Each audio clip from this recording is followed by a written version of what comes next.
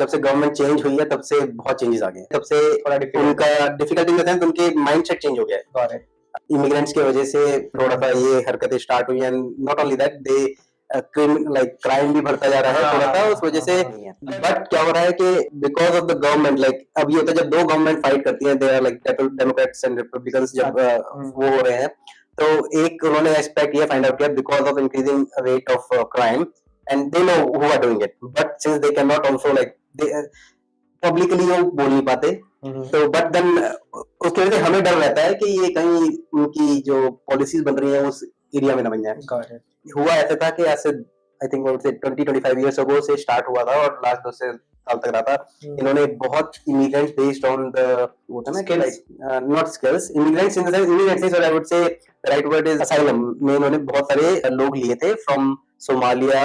Syria. तो यहाँ से जब अब इराक के संग क्या है इनका, इराक के संग तो एक पुराना इनका एक रिलेशन रहा है जिसकी वजह से इन्होंने लिए, and I don't say like ये उस वो इम्पैक्ट डाल रहे हैं, थोड़ा बहुत होता है उसकी वजह से, बट इतना इम्पैक्ट नहीं है बिकॉज इराकी और सऊदी के जो लोग हैं व्हेन दे मूव्ड हियर,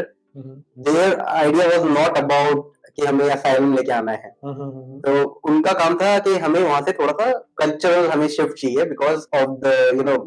वो कहते हैं रूढ़ीवादी जो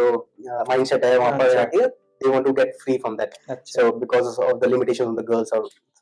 that property, वो यहाँ के flourish इसलिए कर रहे हैं because Iraq is very good in terms of doing the business, but issue आता है when it comes to people who are came from asylum। अब initially asylum में उन्होंने करा क्या, उनको घर दिया, खाने पीने के लिए पैसा दे रहे हैं, उनको what do you call allowances दे रहे हैं, तो एक पॉइंट पे आया कि उनको लगा कि भाई बिना काम करे घर मिल रहा है, खाना मिल रहा है, बढ़िया चल रही है। अब उनको ये लगने लगा अब ये हमारा हक हो गया कि ये तो हमें पालेंगे ही पालेंगे। इस वजह से क्राइम्स इंक्रीज होने लगे। एग्जैक्टली, जब वो लोग काम नहीं कर रहे एंड देन जब से यूक्रेन वॉर स्टार्ट हुई है तो एकदम से इन्फ्लेशन सर्ज हुआ, तो उसके बाद क्या हुआ, जब ये इंक्रीज हुआ तो फिर उनके अलाउंसेस कम पड़ने लगे उनके हिसाब से, और जब उनके माइंडसेट में ये आ गया ना ये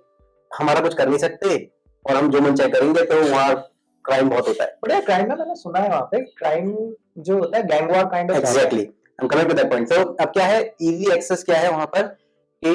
सबसे ज्यादा गैंग वॉर जो होती है ड्रग्स को लेके।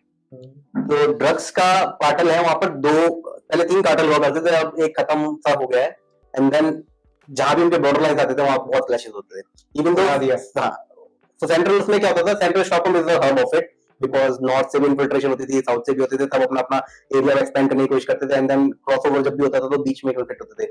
अब वहां पर क्या होता था कि कॉन्फ्लिक्ट इन द सेंस कि because Sweden has a policy of privacy, so वहां पर कोई कैमरास आउटडोर्स में नहीं है, कोई रोड्स पे कोई कैमरास नहीं है, कोई लाइक बिल्डिंग लॉबीज में कोई कैमरास नहीं है, मॉल्स में जाओगे शॉप्स के अंदर कैमरास होंगे, मॉल्स के सेंट्रल में कैमरास नहीं है, ठीक है, कंपनीज के अंदर कैमरास नहीं होते, बिकॉज ऑफ विच ये बहुत फायदा उठाते हैं उसका, and then they do all sort of crimes in public places जिसकी वजह से पकड़े नहीं जाते, बड़ों को पकड़ लिया जाता है because of the tracking of biometrics and everything, they get track of it. तो एक रूल बड़ा स्ट्रिक्ट है वहां, आप बच्चे को कुछ नहीं कर सकते, not even government, not even police. तो क्या है कि